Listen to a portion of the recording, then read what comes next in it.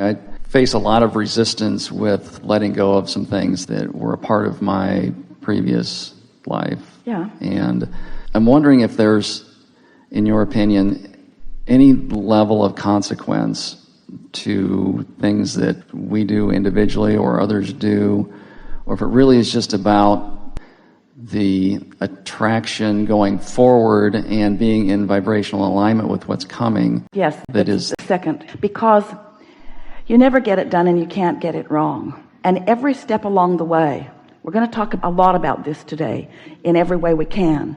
You have taken the path of least resistance. You've been in a situation where these were the choices, and your inner being is guiding you to those choices. So sometimes your inner being guided you to a choice that was the path of least resistance then, that now isn't the path of least resistance. And so when you regurgitate it now and try to get a reading on it, you get a different answer because the conditions are different. You're hearing that exactly the way we are intending it. Yeah. I'm thinking about going up the emotional scale. When I had the attachments to what was occurring or unbecoming, Yes. then I had a reaction at one level, and then as I've let go of certain aspects of that, the reaction changes as I go forward. But there's something else that we want to give you. Everything you said there is exactly right. There's something else we want to give you, and that is, it doesn't matter what has been.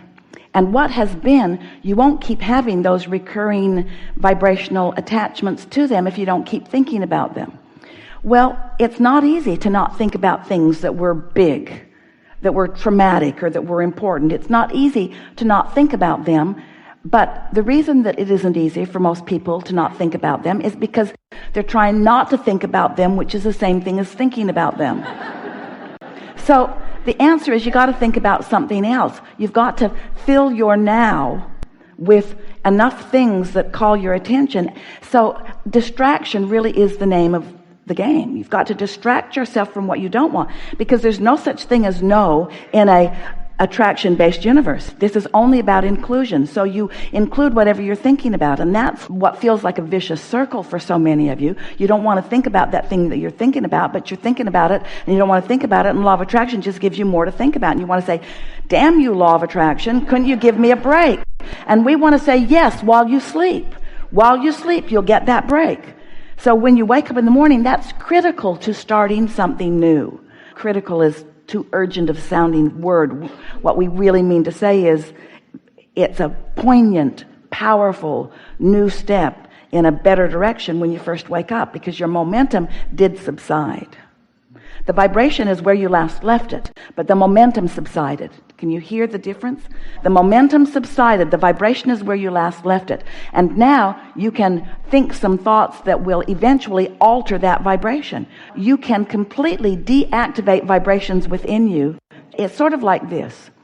Pretend that you are a radio transmitting station, and there are 24 hours in the day.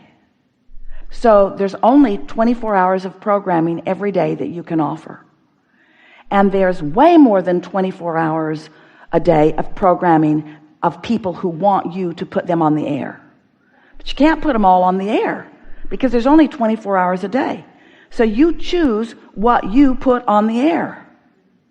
And what you put on the air equals your point of attraction, because your point of attraction is about what you're broadcasting.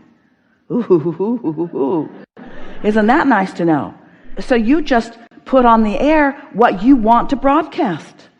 You just put the things on the air that feel good. You just fill up that broadcasting time with what feels good to you. And after a while, that other stuff will become so inactive that it won't creep in ever. It'll go away.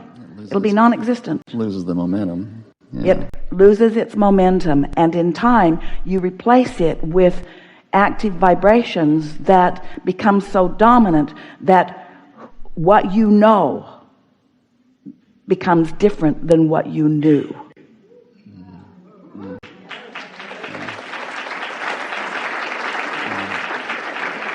It's great fun to be here with you while we're having leading edge conversation. Yeah, it is fabulous. Thank you. Enough? Really good. Thank you. Good. Yeah.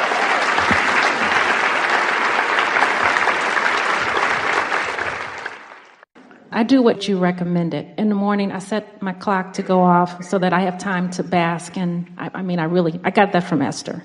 I look forward to it, and it works. I almost feel like the world is going on, and I'm becoming less knowledgeable because I spend more time doing this. And I need a little bit... less knowledgeable about? Just stuff. I don't watch TV and the news, and a lot of stuff that's going on I don't really care about. And I feel like I'm becoming less... Here's what I think is going to happen. I'm becoming less knowledgeable about stuff and facts, but I'm waiting and wanting to just have access to the universal fairies to give me the information that I need. Yeah. And I just want to know, I don't want to go too far with that. And well, first ask yourself about how you feel, but next, you see, most people would choose negative momentum over no momentum because you want to feel motion. You want to feel like something's happening. But when you compare positive momentum with negative momentum, there's just no contest whatsoever.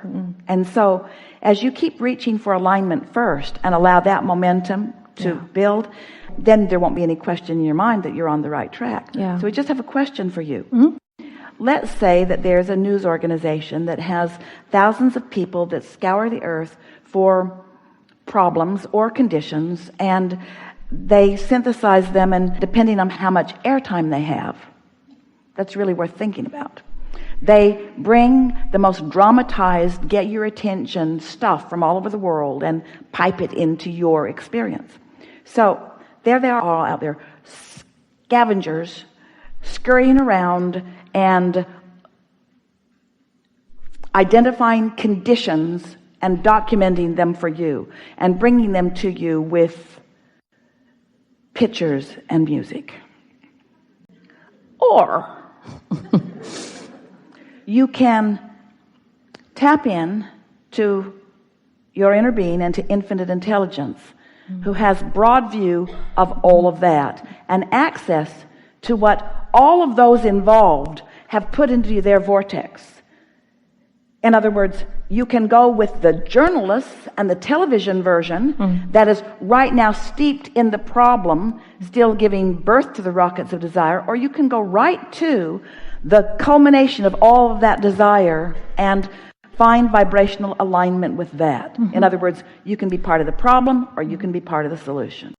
Correct. And we want you to know that when you choose the solution over and over and over again, before you know it, you are in the vibrational vicinity of that vibration of well-being, and that's what you're interpreting. I feel and that way a lot. Promise you, it will not be boring. That's where it's happening. This is the energy that puts Earth into orbit. So I'm okay, and that it feels good. I know it's the right way. The other way is absolutely not. Sometimes in meetings at work, there are things that are going on. It's in the media and the news, just stuff. I just don't know anything about it, and I sit there kind of ignorant about it. And I know that I can't sacrifice. So we want to ask you, whose attention are you trying to get? Do you want to be part of the peanut gallery? No. Whose opinion do you want to resonate with? Do you want to resonate with the details of what's gone wrong? Or do you want to resonate with the solution? Do you want to look at where you are and where you've been? Or do you want to look to where you're going? Yeah, okay. Here's the most poignant, blunt question of all. Do you care about finding vibrational harmony with those or with these? Okay, I'm good with that. Let me say this. I don't have a Jerry. I don't have a person that I get inspiration, and I call it universal fairies, which I have a term I got from Abraham. But I don't have that, what this young woman was talking about. Question is there, or I'd like to know if there's you're all looking for love in all the wrong places. In other words, the greatest gift that Jerry ever gave to Esther was no longer being that sounding board. No, I mean a non-physical Oh, you don't person. think you have that? Oh, I know I have several, but I don't Why have... are you making this stuff up? In other words, it doesn't matter what you call it. Do you think you don't have an inner being? Do you think Abraham is not aware of what you're doing? Do you think infinite intelligence is not focused on you? Do you think all of those who have come before you are not aware of you? Do you think previous people that have held the position that you hold in your workplace? You think that the founding fathers of this nation are not aware of you? In other words, you think that the religious figures that have lived and walked this planet are not aware of you? You think you're alone out here when you are a focal point out here on the leading edge of non-physical, where all that is focused with you and interested deeply in what you're thinking about what's going on, because where you are and what you've carved up and what you've highlighted is important to all that is. And you've got a choice of feeling the resonance with that or not. Yeah, and it feels good when I feel that. Yes, it does. And I do often. Yes, it does. Yes. So if you're worried about what they're saying, there's something going on and you don't know much about it. And if anyone would notice that you don't know and might maybe even try to trip you up a little or quiz you a little bit about what you know, you could just say, been there, done that, doing something else now. Yeah. And you know what? Normally they just leave me alone. They don't really quiz me about it. They're attracted to me for, I know what the energy of it is, just probably the little small residue which you've helped to move forward, of having been a consultant for a number of years and it's supposed to know everything. I'm just kind of letting that lay, but they really don't bother me about Esther it. sat on the airplane yesterday with two women. They were together and Esther was on the row with them. And she'd met them in the terminal. They were talking briefly about where they were sitting. Esther went to sit down and one woman said, my friend is coming back there. And Esther said, I thought it felt like someone was supposed to be sitting here. And so she scooted down and that was all the conversation. And then when they got on the airplane, they all ended up sitting together, which Esther thought was interesting. Mm-hmm. How the universe had already queued them up for a sort of pre-conversation before. And so Esther's sitting there and she's got her pillow and she's decided that she is going to nap on this flight, but she can hear every word that they're saying. And they were involved in government and two of the most positive people Esther has ever eavesdropped on in her life. She tried not to grin as she was listening because she wanted to pretend like she wasn't involved in what they were saying. And one of the women said, you know, so-and-so, I like to call him the troublemaker or the conspiracy man because he believes that there's a conspiracy about everything. And she said, at first it was sort of hard, but she said, I really think he means well. And actually, he gets everybody sort of thinking, and he's given me greater reason to reach for the positive aspects. And she said, really, I think we're all better off for having him in the mix. And Esther is thinking, she did not hear them say one thing that indicated that they have been listening to Abraham. She didn't hear a familiar terminology. It didn't sound like they've been listening. And Esther felt such satisfaction that there are people in government. They were on their way to have an experience with high-level people and to realize that they were so in the solution-oriented phase of it made Esther feel that well-being was sprouting all over the planet. Yeah, I feel that. Yeah. I feel that. Yes. And then they went from the topic of their jobs, which was government, to the topic of their children, which was positive, to the topic of this and that and this and that. And Esther realized everything they communicated upon, and they were friends. In other words, they were not trying to impress each other with their positive emotion. Mm-hmm. They were people that had known each other for a long time, that's just how they roll, you see. Yes.